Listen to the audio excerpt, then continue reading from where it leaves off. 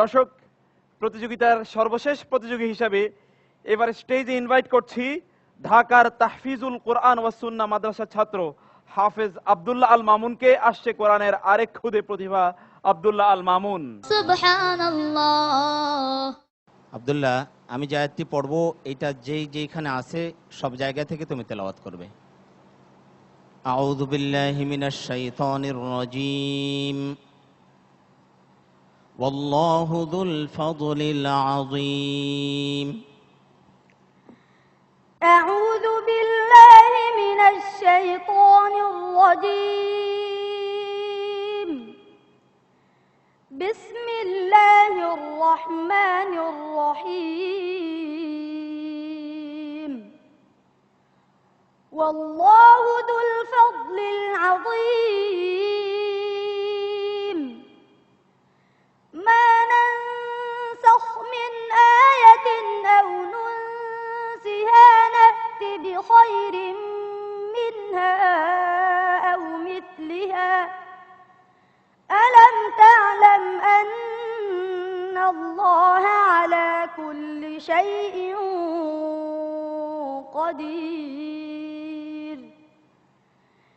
ألم تعلم أن الله له ملك السماوات والأرض وما لكم من دون الله من ولي ولا نصير.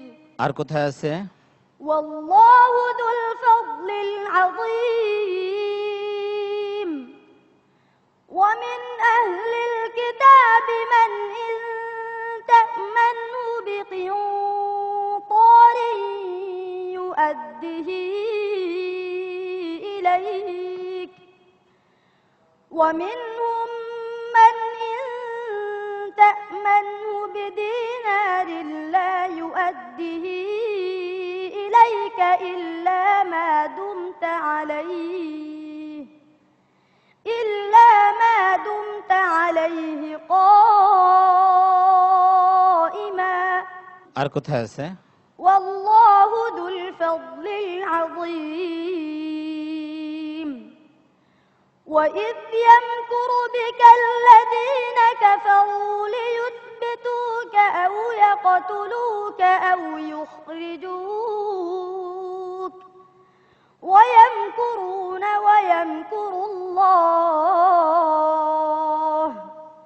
والله خير الماكرين. وإذا تتلى عليهم آياتنا قالوا قد سمعنا لو نشاء لقلنا مثل هذا إن هذا إلا أساطير الأولين. আর কোথায় আছে? والله ذو الفضل العظيم. ما أصاب من مصيبة في الأرض ولا في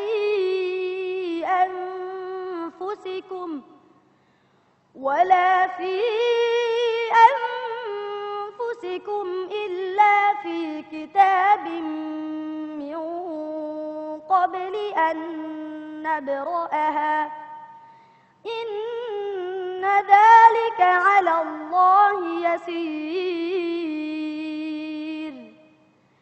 لكي لا تأسوا على ما فاتكم ولا تفرحوا بما آتاكم والله لا يحب كل مختال فخور. আর কোথায় আছে? والله ذو الفضل العظيم. بسم الله الرحمن الرحيم.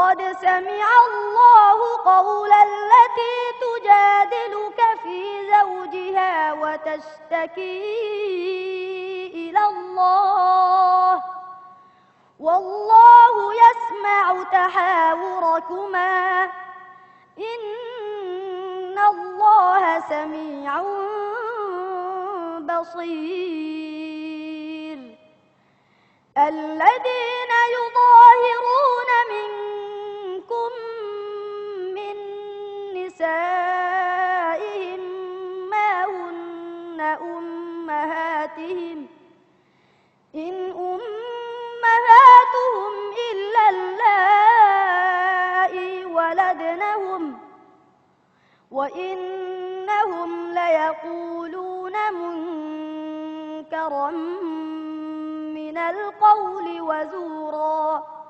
وإن الله لعفو غفور আর কোথায় আছে? والله ذو الفضل العظيم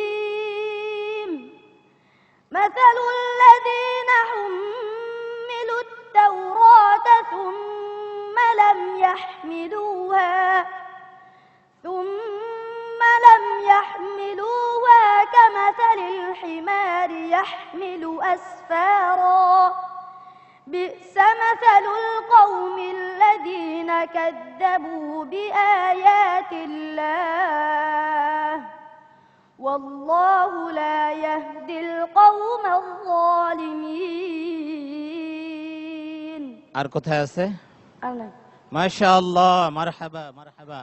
صدق الله العظيم মাশাআল্লাহ ভাইয়া। الله الله الله الله الله الله الله الله الله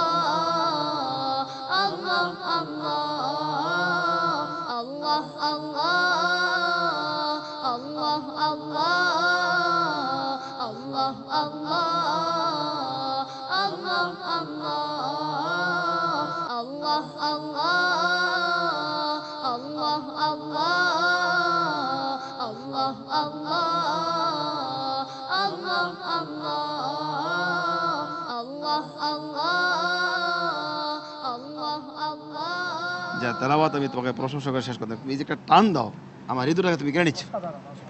অসাধারণ একটা টান, অসাধারণ একটা টান। আল্লাহ তোমাকে অনেক বড় করুক, দোয়া করি। আমার তরফ থেকে ওকে 5,000 টাকা আমি দিচ্ছি। অনেক ধন্যবাদ আপনাদের সকলকে।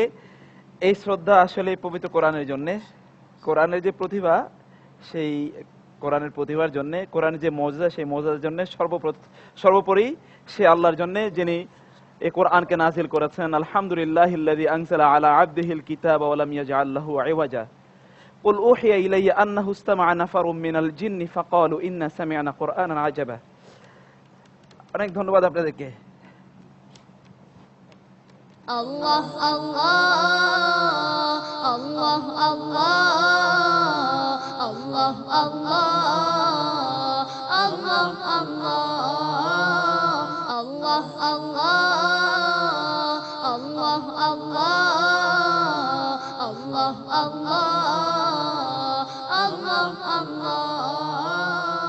الله প্রিয় দর্শক, আমাদের সম্মানিত বিচারকদের মন্তব্য কি আর শোনার প্রয়োজন আছে কিনা জানি না।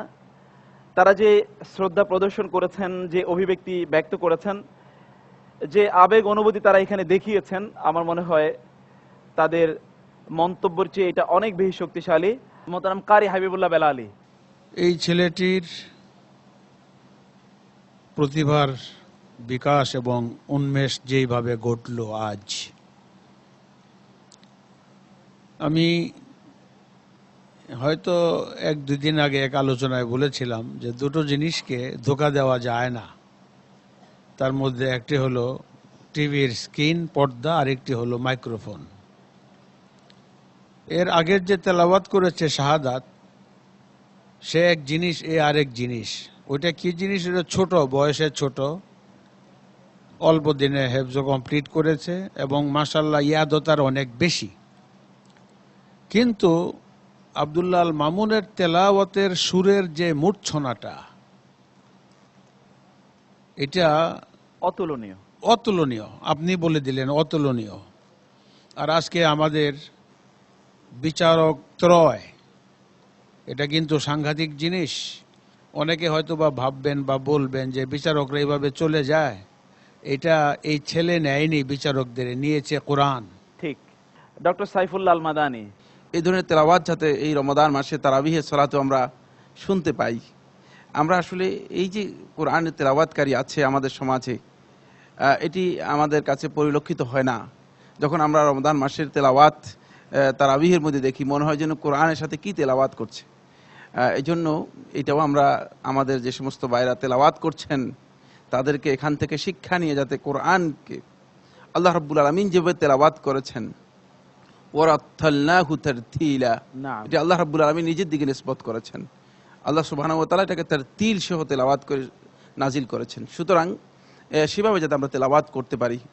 ডক্টর সৈয়দ এমদাদ উদ্দিন, এই আয়োজন তাকে এই পর্যন্ত নিয়ে এসেছে, বাকি তার জীবনটাকে সুন্দর করার জন্যে, এই সম্মান অক্ষুণ্ণ রাখার জন্যে তাকে যথাসাধ্য সচেতন থাকতে হবে, সাধনা করতে হবে, চেষ্টা করতে হবে।